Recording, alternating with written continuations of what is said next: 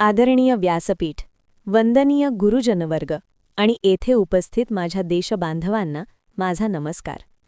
आज आपण एका अशा महापुरुषाची गाथा गाणार आहोत ज्यांनी शून्यातून विश्व निर्माण केले, ज्यांच्या नावाच्या जयघोषाने आजही अंगावर शहारे येतात. ते म्हणजे प्रौढ प्रताप पुरंदर, क्षत्रिय कुलावतंच, सिंहासनाधीश्वर, महाराजाधिराज, श्रीमंत योगी छत्रपती शिवाजी महाराज.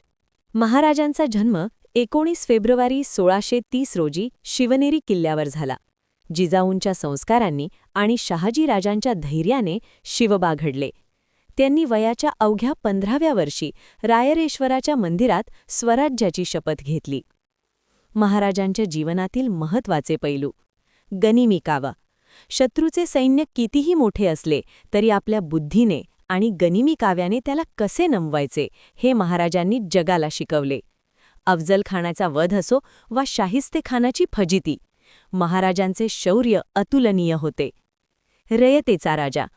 महाराज केवळ युद्धखोर नव्हते, तर ते प्रजेची काळजी घेणारे राजे होते. शेतकऱ्याच्या भाजीच्या देठालाही हात लावू नका अशी सक्त आज्ञा देणारे ते पहिले राजे होते. स्त्री सन्मान. स्वराज्यात स्त्रियांना देवतेचा दर्जा होता. शत्रूच्या स्त्रियांनाही त्यांनी मानाने त्यांच्या घरी परत पाठवले. हा त्यांचा मोठेपणा होता. आरमाराचे जनक.